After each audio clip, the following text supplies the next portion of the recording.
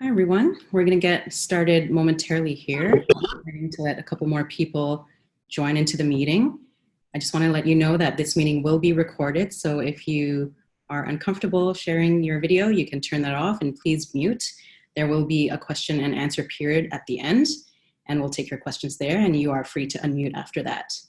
So welcome, everybody. This is our virtual open house Experience VCC. We're so happy to have you here. My name is Elizabeth. I'll be your moderator for today, and we also have Sarah here with us as well. So before we begin, I'd like to acknowledge that we are still working on the unceded territory of the Coast Salish people, the traditional home of the Squamish, Musqueam, and Tsleil-Waututh nations. So the way we're going to run this meeting is you will hear a series of presentations from our VCC instructors. They will be talking to you for 2 to 3 minutes about their program, and then we will dive right into question and answers. And please type away your questions anytime throughout the chat in the group chat, and we will address those towards the end. Okay, so we will also, there's something really important happening as well. We have a contest. So if you are interested in winning $1,000 towards your tuition, please stay towards the end of this presentation. We will be offering a code. You'll need that to enter the contest. Okay, so without further ado, let's dive into our programs. Our first one is going to be on counseling. And for that, we have one of our instructors, Justin, who's here to talk to you about that program today. Justin, the floor is yours. Thank you, Elizabeth. Actually, I'm the program coordinator for counseling skills programs within continuing studies. VCC has been offering counseling skills programs since 1987 for students who are looking to get into a field of help or social work services. We relaunched our Counseling Skills Certificate Program last September. It is now the Counseling Skills Foundational Certificate Program. This program is a certificate program. It's a total of 9 courses plus 1 practicum. Students are able to complete the certificate in 1 year or up to 3 years. Depending on how students want to take their courses. As this is a part-time program, as this is a part-time program, students can register for courses 1 course a term, or they can take up to 4 courses a term, which would allow them to complete the certificate in 1 year. We also offer, we'll be launching the new Addictions Advanced Certificate starting January. This is a professional development certificate that builds off of the foundational certificate. The prerequisite for the addictions counseling certificate would have completed foundations or in equivalent course 2. So say like a social worker certificate program, or if you have a master's in counseling and psychology, you can then apply to the addictions. Also, our Counseling Foundation Certificate Program, we do have courses that do meet the admission requirements for the master's certificates, or Masters of Counseling and Psychology at SFU and UBC. So it's a great way to get into your entry programs to apply to those master programs. For counseling skills, we do offer 1401 basic counseling, which is a prerequisite to the foundations programs. This is a great course for students who are unsure if they want to get into counseling or want to find out more about it. You do not have to register, apply to this program. You can just register for it. And it is one of the mission requirements for the foundational program. Thank you very much. Thanks so much, Justin. All right, and if you ever have questions, please type it in the chat, or if you want to get in touch with them later on, please contact counselingskills@vcc.ca. Next up, we're going to move on to early childhood care and education. And for that, we have Katerina here today to talk to us a little bit about this program. So over to you, Katerina. Good afternoon. My name is Katarina. I'm the program coordinator for Early Childhood Education program. Early Childhood Education qualifies to work as an educator with children 0 to 6 in licensed childcare early years settings. We have two levels of certifications. It is the basic early childhood education and the post-basic, and the certifications are coming from the Ministry of Children and Family Development. Early childhood education is a regulated field, which means that you cannot work with children and families unless you have the certification. And also all the post-secondary institutions that offer early childhood education, they have to be approved by the same ministry. All the centers in which you work after you graduate are licensed. I talked about two levels of training. The basic early childhood education is a part-time program. It is running for 2 years, 2 days a week in the evening, 6:45 to 9:45, and there is one Saturday for each course as well. We currently have the part-time program, which has already started in September, but we have a couple of seats that we can offer for the November 5th intake.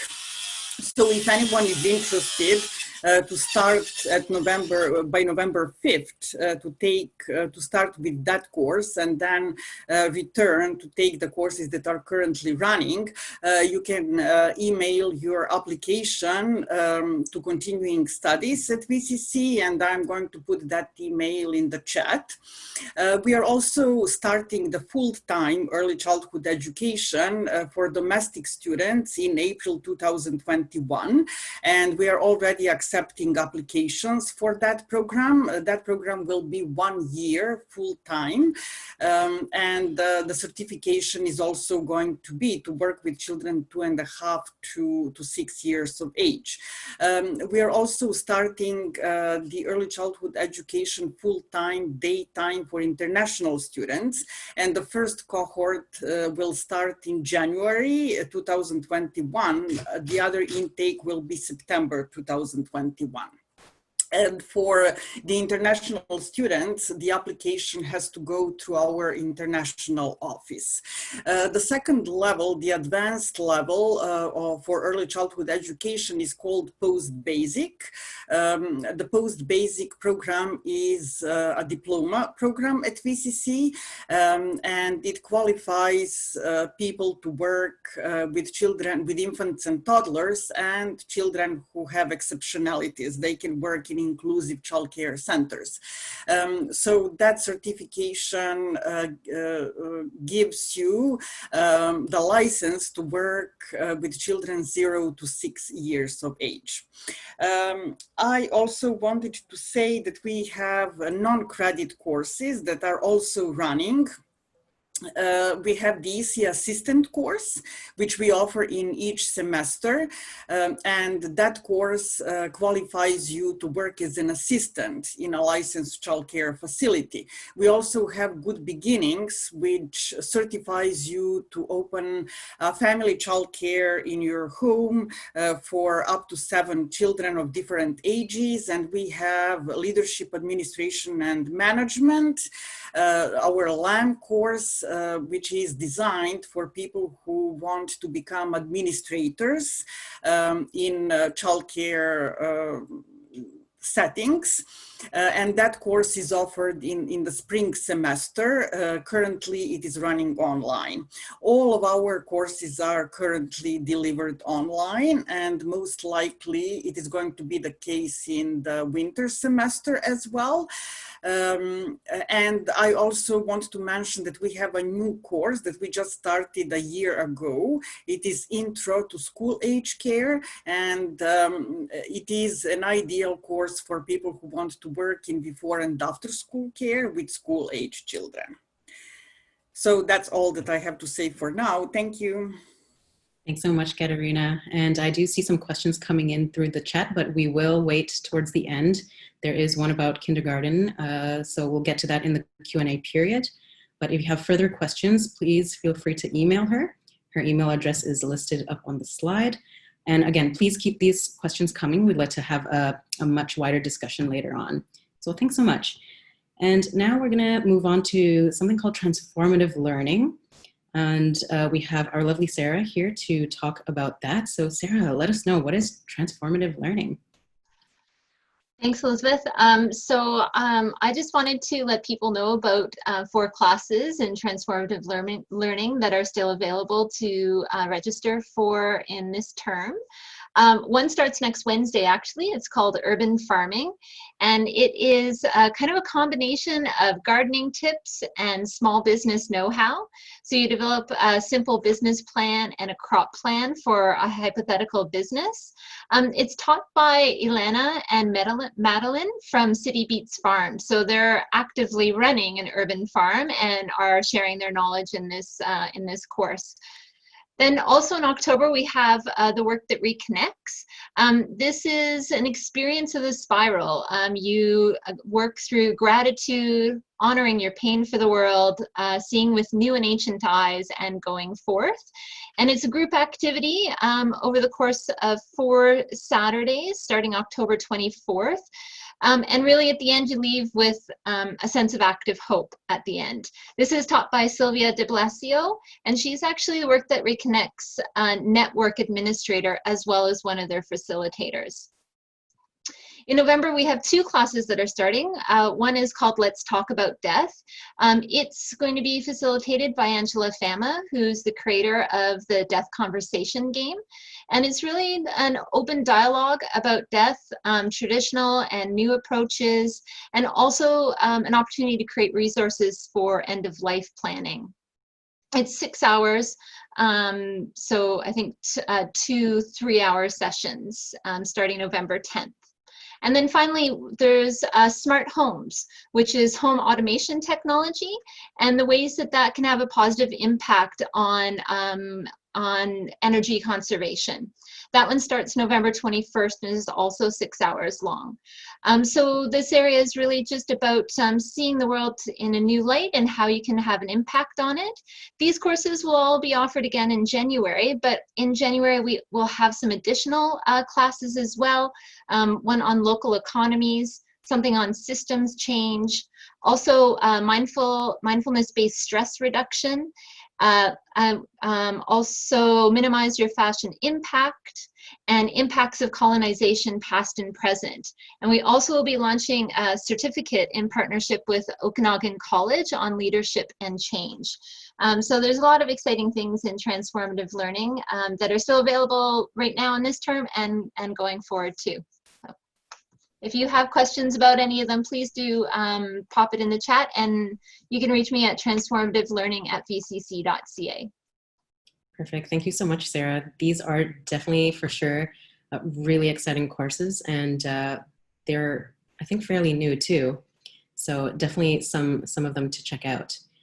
Okay, we're going to move on next to our 4th presenter.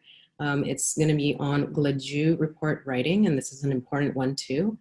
For that, we have Andrea joining us today to talk to you about this program. So take it away, Andrea. Great. Thanks, Elizabeth. Yeah, so GladU reports are, they're kind of like a contextual report, which is intended for Indigenous offenders. And the point of a GladU report is to help reduce the overrepresentation of Indigenous offenders in federal prisons. And actually, a report just came out in January that unfortunately the overrepresentation of Indigenous offenders is at an all-time high in Canada, all-time. So a GladU report is, it's a written document which tells a person's sacred story and identifies and suggests options to consider during sentencing, such as addiction treatments, restorative justice, or other paths to address past trauma. It aims to help put the offender on a path of healing, as well as also addressing kind of the harms done to the victim or community. Now, this is something that's been around, GladU reports have been around for over 20 years now. However, Indigenous offenders' rights to a GladU report continue to be rarely considered due to a variety of reasons, including a lack of common standards, a lack of awareness, lack of report funding, and proper training for GladU report writers. There is a shortage of GladU report writers out there now. This program is the first of its kind across Canada. It is the first college credentialed, robust training out there for GladU report writers, and we launched the pilot in 2018 and are currently running now.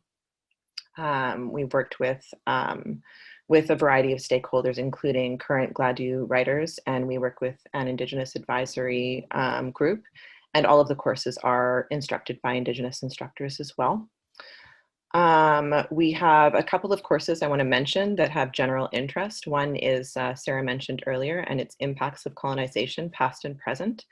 That course in particular it's one of those courses that everybody should take. It's that history piece that so many of us missed. You know, there's thousands of years of history that came before settlers arrived here in North America, and it kind of aims to address that history piece.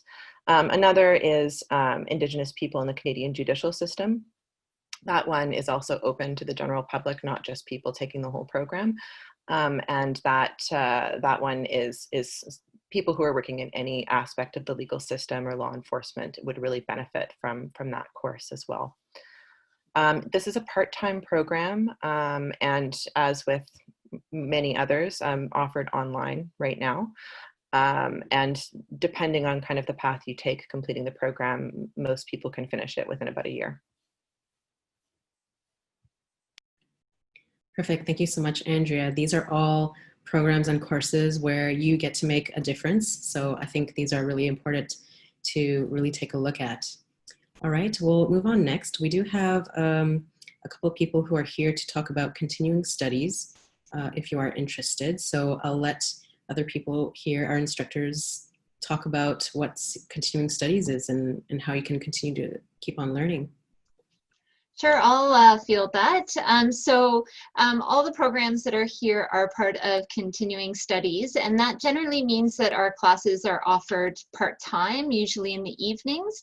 But as you heard from Katerina, she has a full-time offering coming up in the near future. So if you have any questions, though, about registration, vcc.ca/CS is our registration team who can help you get signed up for any of these courses, help you with the application process as well. And we'll just add in the chat box as well, the email address to reach out to continuing studies. Perfect. Thanks so much, Sarah. Okay, and now I think the exciting part is that we get to open up the floor to questions. Let's see, I'm going to start at the top here. So there's one from Allison. Can you become a kindergarten teacher by taking ECCE? No, you cannot work in the public school system by taking early childhood education. You can work in private kindergartens. There are some programs, they are called junior kindergartens, and they're basically for children who are up to 6 years of age, and you can work there, but you cannot work in public school system as a kindergarten teacher. Thank you. And if any of those in the audience would like to follow up or even unmute to ask a question, please feel free to do so. Try to make it a little more interactive. If not, I will continue on. This one's from Chi. For part-time ECE program, can you explain how the field study and practicum schedule will be like? Especially the hours, will this require us to be out during the day? And let's see, can we apply for ECE BC bursary funding? Yeah, so the first part of the question, of course, practicums and field studies and other observation assignments have to be done during the day. There are 5 field studies, and each of them requires approximately 30 hours of observation, and you have to do it during the day, but you organize your observations personally. The college doesn't organize it, so you can basically fit it in your schedule. The practicums, there are 3 practicums, and they're all done during the day. The first 2 ones are 2 weeks each, the third one is 3 weeks, and the second practicum could be done in the workplace if you happen to work in a licensed childcare setting. Yes, you can apply for the EC bursary, but you have to be enrolled for the entire semester in an approved post-secondary early childhood education program. And it's very, the bursaries are very generous, actually. There is a lot of money that government designated to early childhood education, but you have to be enrolled for the entire semester. Excellent. Thank you so much for that rundown. Next, we have a question from Amy. What types of places have past students done their practicums for their counseling skills program? Yes, so our past students have done their practicums within like Vancouver Coastal Health, women and men's shelters. They've also done practicums with helplines or hotlines or critical centers in Vancouver. Like Katarina's program, we have a practicum coordinator that would assist students in placements, as well as the requirements they would need when working at certain locations, specifically for COVID as well. So as it's a part-time program, students have up to 6 months to complete their practicum within the continuing studies counseling program. Perfect, thank you. This is another question for counseling. Are there any requirements for applying to the counseling skill course? Yes, we do have a few admissions requirements. First being that students have to complete counseling skills 1401 basic counseling. This is a prerequisite to the application process. They also have to have completed a grade 12 English, have done 35 hours of volunteer work within helping services, as well as they have to go for a criminal record check, which has to be submitted when they have applied to the program. And once you have been accepted into the program, that criminal record check would be used towards your practicum. Very insightful. Thank you so much. All right, we do have a follow-up from Allison, who is asking, but could she become a preschool teacher by taking ECE? Oh, yes, of course. You can become a preschool teacher, or you can work in a licensed daycare facility. You can work in family support programs. You can work in Strong Start, Head Start, before and after school care, but you cannot work in a public school system. But there are many other opportunities if you graduate from early childhood education. Great, that's really great. We got another follow-up from Chi, who is asking, if I enroll in the part-time program, does that mean I fulfill the semester requirement? And is this post-secondary education? Is that for me? I believe, yes. Let's see. Yes, ECE. Yes, that's right. Yeah, if you enroll in the part-time program, yes, the part-time and the full-time are exactly the same. They are credit programs. They are approved by the Ministry of Children and Family Development. The difference is only in the schedule. The part-time program is mostly for people who work, and they take classes in the evening, and the full-time program is for people who want to finish it faster.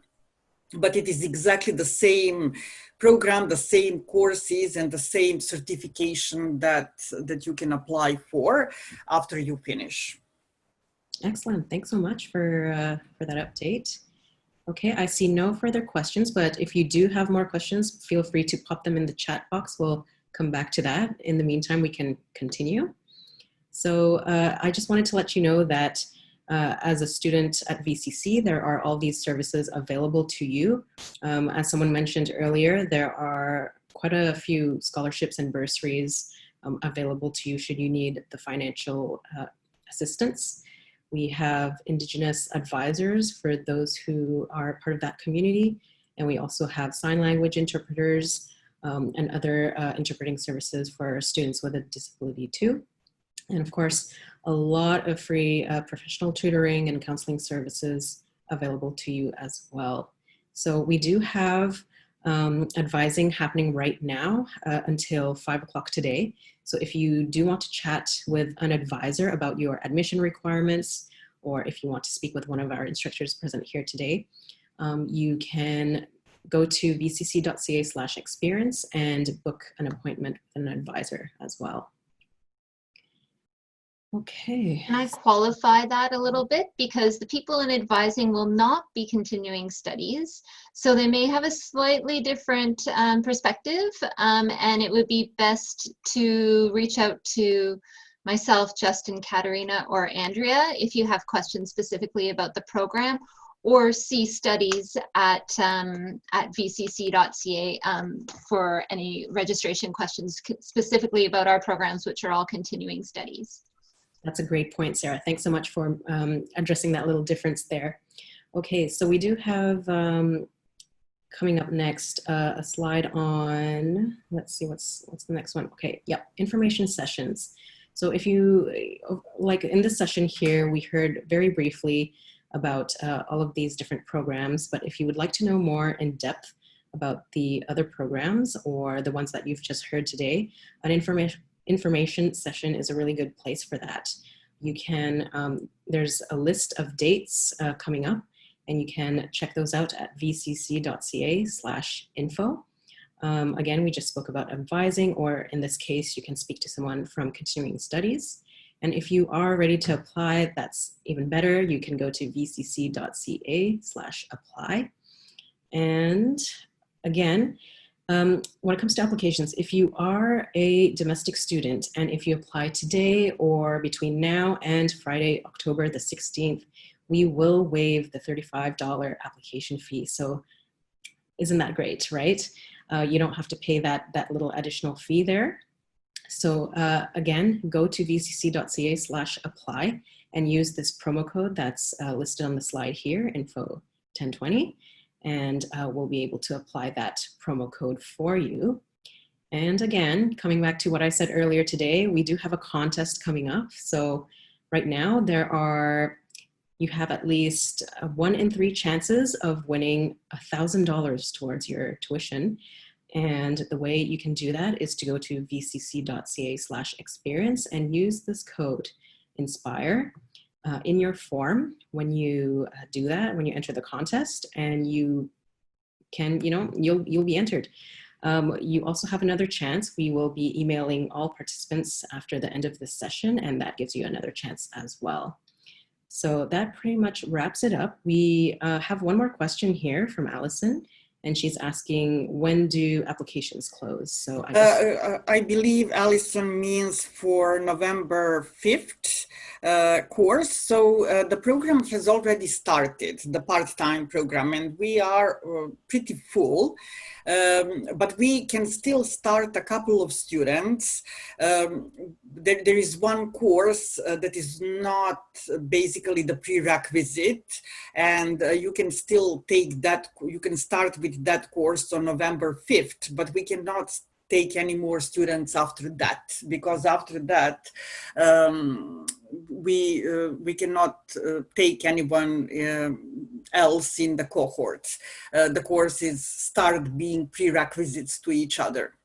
So I would say November 3rd would be the time to apply for the November 5th intake. Okay. And Katerina, she is currently in grade 12. What if she is thinking about enrolling in 2021?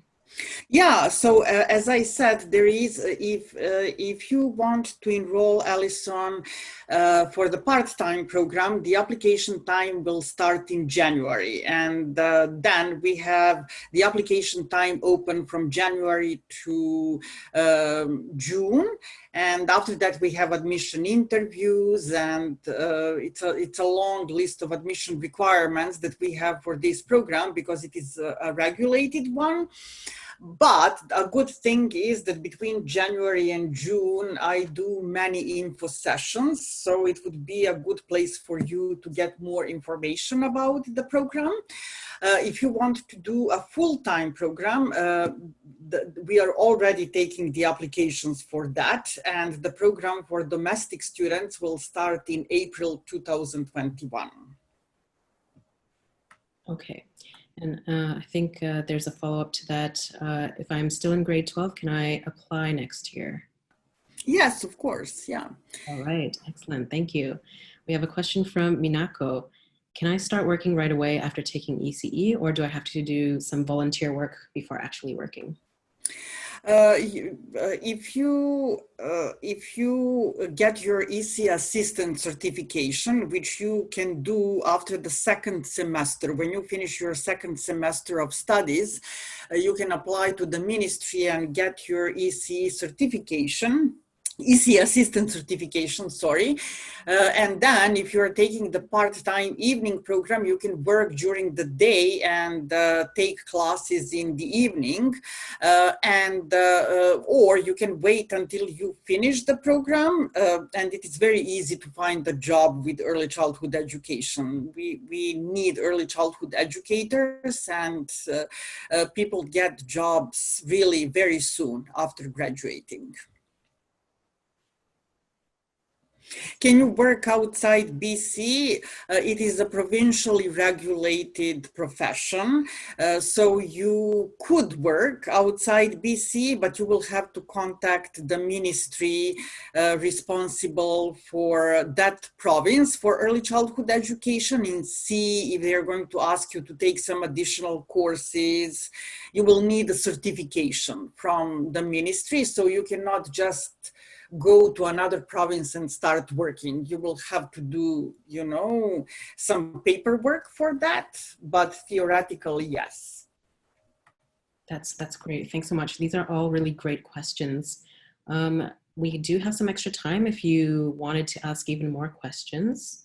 I did add the link to the slides today, so you can go home and contact anyone you wish from today's presentation on those slides. If not, again, there are info sessions coming up. You are free to come back and connect with us if you want to learn more about all of our programs. So again, it's vcc.ca/info for information sessions.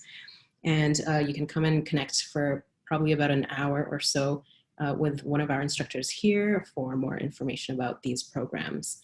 But other than that, I really hope everyone here today had a good time and got a lot of information that they needed. It was fun having you, and we hope to see you again soon. So we'll wrap it up right here. Thanks, everyone.